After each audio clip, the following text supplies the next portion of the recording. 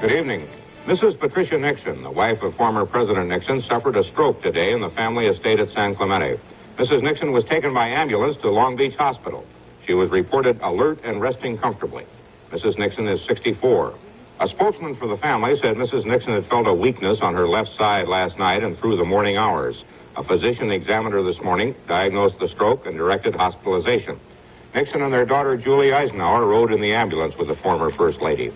The Nixons' other daughter, Mrs. Tricia Cox, was notified in New York and left at once for California.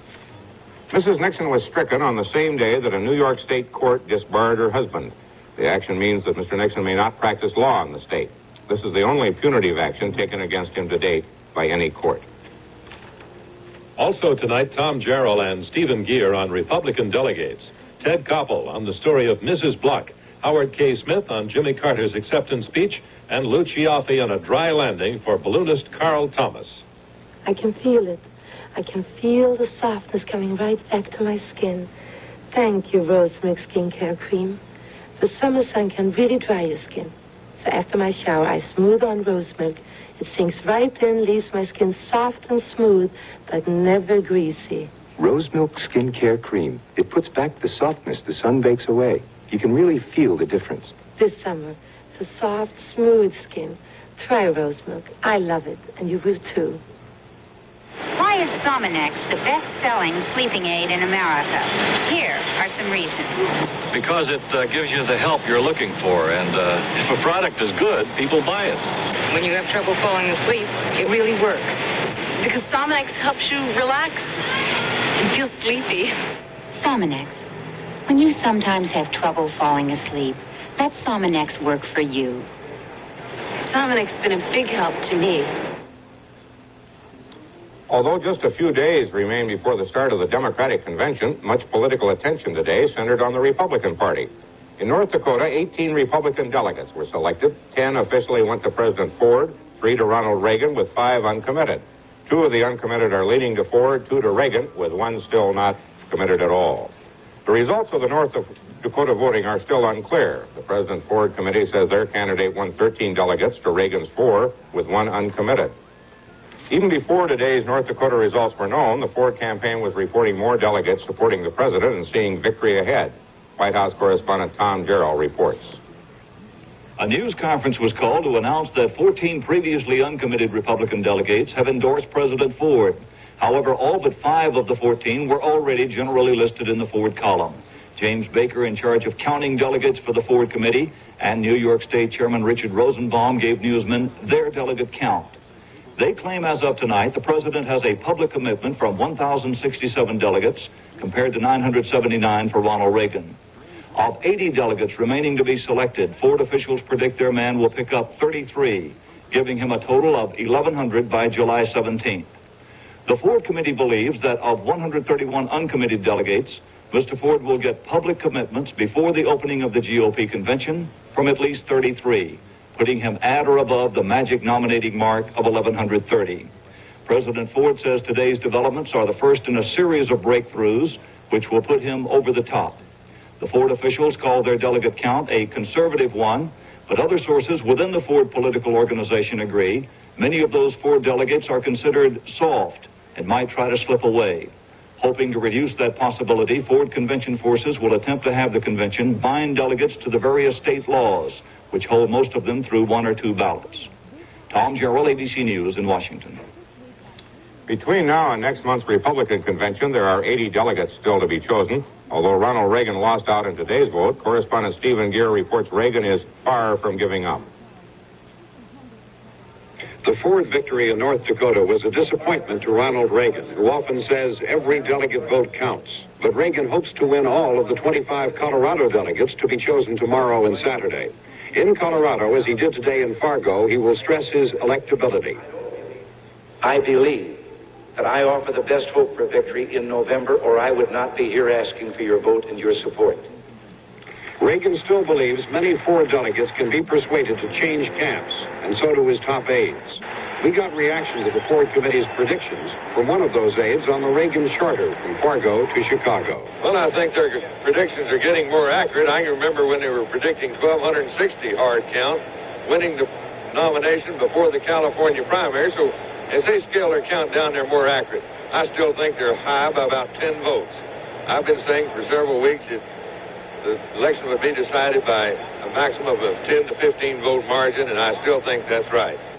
Governor Reagan flew here to Chicago for a series of closed-door meetings with Illinois delegates, uncommitted and wavering. After this weekend, there are only 2 state conventions remaining. Reagan will go to the Utah convention and will avoid the one in Connecticut, which is solid Ford territory. But he is also planning to go to New Jersey next week and possibly Pennsylvania, pursuing the strategy of trying to turn Ford delegates into Reagan delegates, a strategy the Reagan people feel will produce a first ballot victory for their candidate. Stephen Gear, ABC News, with the Reagan campaign at Chicago's O'Hare Field.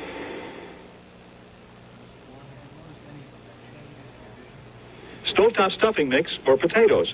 We've been asking housewives which their husbands would prefer with chicken. Definitely potatoes. He's a meat and potatoes man. I would prefer the stuffing. Stuffing? I like it. I prefer it with poultry. Yeah, but how come that she didn't know you would prefer it with chicken? She didn't ask. I'll make it for him if he wants it. Thank you. Ask your family. Stovetop stuffing instead of potatoes.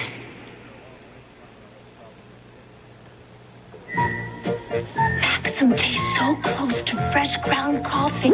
I swear it perfect. Maxim tastes so close to fresh ground coffee. I swear it perfect. Maxim has a rich taste so close to fresh ground coffee, you'll swear it perks. I could almost swear it perked. See that? Like a businessman interviewing potential employees, Jimmy Carter has been meeting vice presidential possibilities this week in Georgia.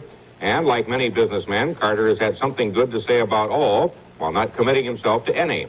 The process began Monday with Senator Edmund Muskie and continued today with Senators Walter Mondale and John Glenn. Sam Donaldson reports. Senator Walter Mondale arrived at the Carter residence this morning somewhat overdressed in coat and tie, but otherwise apparently ready for a discussion about the vice presidency. Amy Carter certainly ready for the captive market provided by the waiting press corps, selling homemade sandwiches at 50 cents apiece.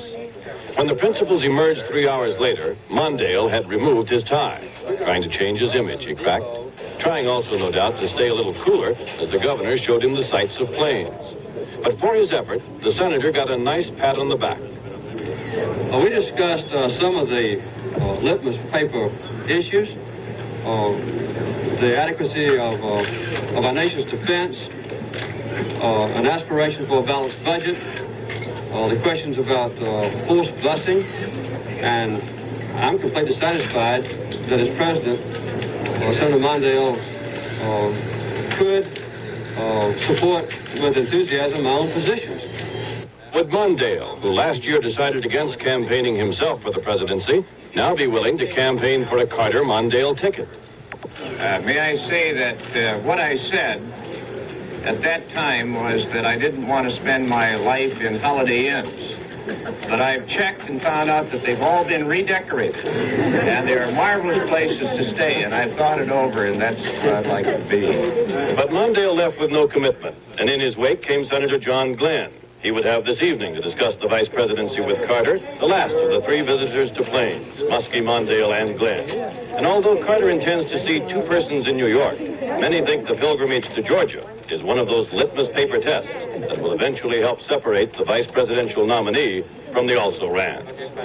Sam Donaldson, ABC News, Plains, Georgia. Last night we reported on the background of Senator Mondale. Tonight, Don Farmer profiled John Glenn. He wears his 55 years and his role as a hero with grace. His home life is as modest, some say square, as an all-American man's should be. Still, this freshman senator, this unassuming family man, is a household word, and he has been since 1962, when Friendship 7 launched him into world renown. Godspeed, John Glenn.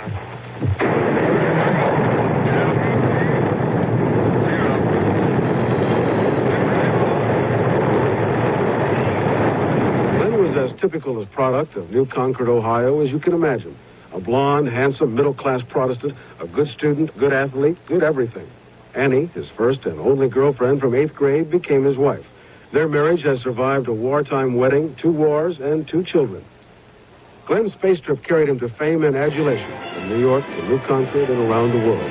They cheered and threw confetti and kisses. He was more popular than many presidents and most kings, better than Buck Rogers, and way ahead of Star Trek. I guess I've looked at my whole life as being a sort of service to my country. And at each stage of my life, there seems to have been something new opened up that provided new opportunities for that service. And at this stage, I had become well enough known that perhaps I could run for the Senate. So I did, and finally made it. And now I'm able to address a much broader scope of problems here than I ever could before. An ear injury ended Glenn's first run for the Senate, and on his second try, he lost. So he joined the Royal Crown Company and became a millionaire. 2 years ago, richer and smarter, Glenn ran again. He carried every county in Ohio, and he won by 1 million votes. Clearly, he is a good vote-getter in a state which may be crucial in November. Glenn's committee assignments and his interests run to science, technology, energy, and nuclear power. Glenn is mostly moderate to liberal on social issues. On defense, he favors a strong military. Glenn's reputation here is that of a man who works hard but lacks experience, a senator who is working hard to build his Washington credentials. It's an obvious path for a superstar who is considering and being considered for the vice presidency. I think it'd be more attractive this year than it has been in the past.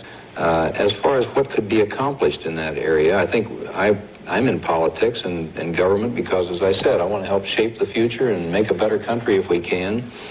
And I think in considering the vice presidency, can it have a more effective role in that function than just staying in the Senate? Glenn cannot, as he says he would like, relegate his astronaut heroics to the past. There are too many daily reminders, such as the Friendship 7 exhibit at the new Space Museum. Looking at his likeness in the capsule, the other dummy, as his wife calls it, Glenn knows he owes his presence on Jimmy Carter's list to the legend of John Glenn as much as to the present-day activities of the junior senator from Ohio. This is Don Farmer, ABC News in Washington. As we reported earlier, Patricia Nixon entered the hospital today after a stroke. We now have a report from Wayne Satz of KABC. We are at Long Beach Memorial Hospital in Long Beach. Former First Lady Pat Nixon has suffered a stroke, that's confirmed, but he is said to be resting comfortably and is alert here at the Long Beach Hospital, the same hospital that Richard Nixon was taken to in '74 for phlebitis. Apparently, Mrs. Nixon felt a weakness on her left side. That was Wednesday night, last night. She called in her family doctor, Dr. Lundgren, and on Thursday morning, he diagnosed this officially as a stroke, and Mrs. Nixon was transported from San Clemente, her home there, to the Long Beach Memorial Hospital, where she's been for about 2 hours. The hospital has declined to say whether Mrs. Nixon was accompanied by her husband, President Richard Nixon, former president. He is, in any case, not visible to us now. The hospital has declined to say whether he is there, but they will say that she is resting comfortably and is alert, that she is here for the official and formal purpose of being studied, for more observation and more definite study. That family doctor, Dr. John Lundgren, the same one who served former President Nixon, will be out here shortly to talk to reporters and amplify this further. We'll have those details when they're available. This is Wayne Satz for ABC News at Long Beach Memorial Hospital in Long Beach. We'll have more news in a moment. There are highways you'll never drive over, yet they carry traffic vital to our nation. The traffic, electrical energy. The highway, Reynolds Aluminum. Aluminum cable, the most efficient, economical way to carry power. Not all these highways are visible. Some utility companies are laying special Reynolds cable underground to help preserve the beauty of our environment and still meet the demand for energy. Reynolds Aluminum, conserving our resources and energy.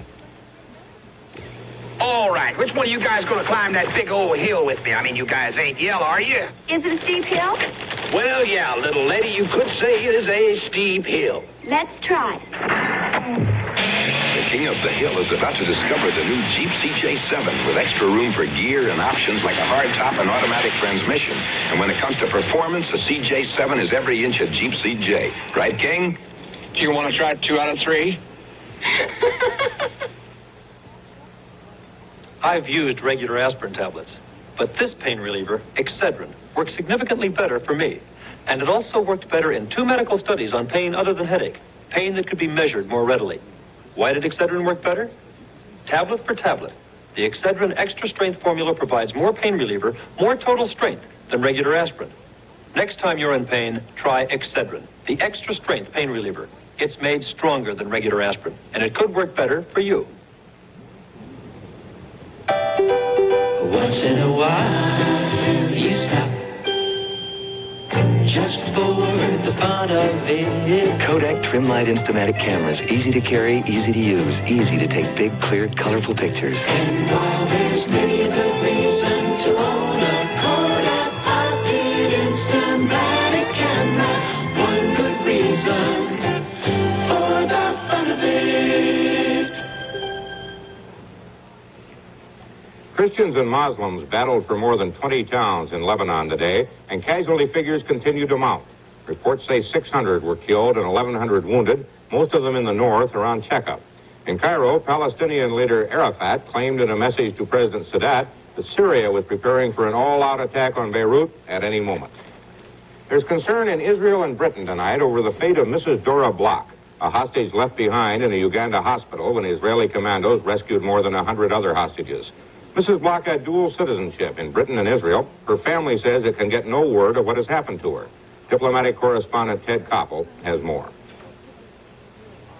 There is little or no hope that Mrs. Bloch is still alive. Diplomatic sources here in Washington claim that the British consul in Kampala visited Mrs. Bloch at the hospital last Sunday morning to bring her some food. Late Sunday afternoon, the consul is said to have returned to the hospital to see Mrs. Bloch again. At first, he was reportedly told that no such person had ever been registered at the hospital. When he protested that he had visited with Mrs. Bloch only that morning, Ugandan officials changed their story. They told the British consul, according to diplomatic sources, that Mrs. Bloch had been released from the hospital on Saturday, that she was returned to Entebbe Airport and was picked up by Israeli commandos during the raid that night. The British government has filed a formal protest, noting that the Ugandan story is obviously untrue since Mrs. Bloch was seen in the hospital several hours after the commando raid. The British High Commissioner has returned to Uganda, but as of this afternoon, he had not been received by anyone at the Ugandan Foreign Ministry.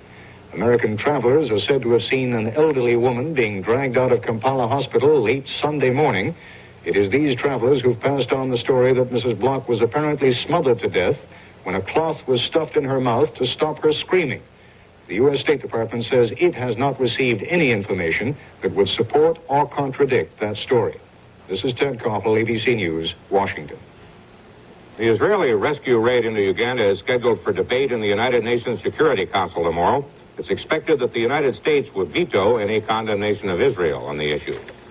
Out in space, 2 Russian cosmonauts today settled into their orbiting laboratory Salyut for what might be a long stay. Spaceship Soyuz 21 lifted off earlier this week amid speculation that Russia would try to beat the American space endurance record of 84 days. At first, the Russians would say nothing about a docking, but yesterday the spaceship did link up with the laboratory in a 10-minute operation. The Soviet Union released these pictures of the 2 cosmonauts at work today, and the news agency TASS said they'd studied the Earth's surface and atmosphere, as well as medical problems. ABC science editor Jules Bergman says Salyut 5 has 2 docking ports, which makes it likely that the 2 men now in space will be joined by 2 more cosmonauts. The Olympic team for Taiwan arrived in Los Angeles today and sat about waiting to see if it will be allowed into Canada for the games which begin July 17th. There's a wrangle in Montreal between Olympic officials and the Canadian government, which says the Taiwanese may enter only if they agree not to fly their national flag. The Olympic Committee objects. Negotiations are underway to try to solve the impasse.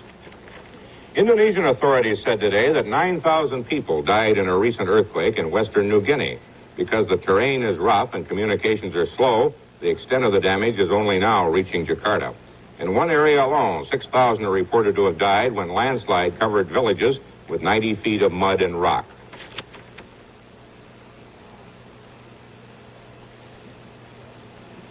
Levoris. Levoris? Levoris? Patty! Okay, where's the Levoris? We don't have any. We must. I just had some yesterday. You were at the dentist yesterday. You know, you're right. And my mouth felt clean and fresh, and my breath terrific. More dentists use Levoris than any other mouthwash. And that's good enough for me. Furthermore, and in conclusion, if you sometimes have a hard time staying awake during the day, Maybe you had a hard time getting to sleep the night before. If you occasionally have trouble falling asleep, try Nitol. Nitol can help make you drowsy so you can get to sleep. And if you sleep at night, there's a good chance you'll stay awake during the day. For occasional sleeplessness, remember, Nitol. More than 4,000 workers at the Chrysler plant in Trenton, Michigan went on strike yesterday in a dispute over working conditions. That plant is the sole supplier of Chrysler's two biggest engines. Today, the automaker notified many thousands of assembly line workers that they would work only short shifts because of the lack of engines from Trenton. Sanitation workers' strikes were underway today in Chattanooga, Raleigh, and Philadelphia over pay disputes. And in New York City, about 1,600 bedridden patients in nursing homes were transferred to the homes of relatives or to municipal hospitals because of strike of housekeeping workers in private hospitals was expected to spread. Stock prices were up slightly today in heavy trading. The Dow Jones Industrial Average gained nearly a point to close at 991.98. Standard & Poor's Index was up 0.15. The American Stock Exchange Index closed up 0.59. Queen Elizabeth, on this second day of her visit to Washington, took part in more ceremonies. But going here and there, she managed to take in the usual tourist sites as well. Frank Tomlinson has more on the Queen's activities in Washington. While the visit of Queen Elizabeth is filled with royal pageantry like her arrival for last night's dinner party at the White House, all is not necessarily pomp and circumstance. The White House party was filled with music for a queen to dance with a president and for a first lady to dance with a prince. But today it was back to the pomp and circumstance of a royal visit, as Queen Elizabeth and President Ford dedicated the nave of the National Cathedral in memory of Winston Churchill. At the Capitol, the Army's Old Guard unit stood by awaiting the Queen's arrival and greetings from Vice President Rockefeller, Speaker Carl Albert, and other congressional leaders. At a luncheon in the Capitol Statuary Hall, the Queen let it be known she was aware of the occasion for her visit. It has not altogether escaped my notice that there is some sort of celebration going on in America. It has, I believe, something to do with that event 200 years ago, when the founding fathers of this great republic, acting in what I like to think was a typically British fashion, broke the constitutional ties between America and Britain. Following the luncheon, where the Queen did not finish her chicken, ate no dessert, and drank no wine, she walked to the Capitol Rotunda to view the Magna Carta. A Capitol official who contacted the British Embassy to determine how long the Queen would view the document was told, "It shan't take long. She's seen it before, you know." Frank Tomlinson, ABC News, Washington. Howard K. Smith will have tonight's comment in a moment. A big dog, a little boy, and an oily telephone pole can really mess up a new jacket. Mrs. Janet String wrote this letter to tell us about it. Tommy was miserable. He had just been awarded that football jacket. Thank goodness Spray and Wash removed that oily mess, because a special jacket like this could never be replaced. Not only tough stains, but everyday stains can ruin clothes too, you know. So use Spray and Wash. Get rid of the stains instead of the clothes. Want to make all the bright things in your house shine like this? It's easy with Glass Plus, the glass appliance and cabinet cleaner, all in one. Just squeeze the trigger and it cleans glass without streaking. And Glass Plus cleans appliances, plus cabinets, plus plastic, plus chrome, plus a whole lot more. Glass Plus, the glass appliance and cabinet cleaner, all in one.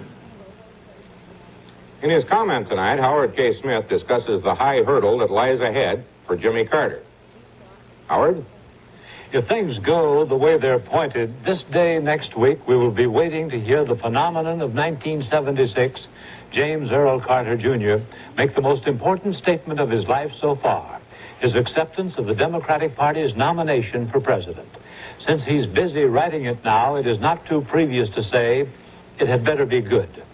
In the glare of his triumph, it's easily forgotten that there is as much doubt as there is glow surrounding him. His backers boast that he won 6 million votes in 31 primaries. Well, in a nation of 130 million voters, that is not overwhelming. And remember, rarely did as many as 1/3 of the voters go to the polls in any primary. Remember, too, that his charisma dulled rather badly towards the end. Latecomers Jerry Brown beat him in 3 races, and Frank Church beat him in 4. In a late Gallup poll yesterday, Carter gets a 25% high rating by the people. Well, his 25 compares with Eisenhower's 47, Kennedy's 41, Johnson's 59% at the same stage in an election year. The simple fact is we've got huge and unacceptable problems, the highest crime rate on earth, and 1/5 of the people in poverty in the world's richest nation, just to name a couple. He's given very little idea of what he's going to do about them. A week from tonight, he will have the biggest audience he has ever had, waiting to hear much more than he's told us so far.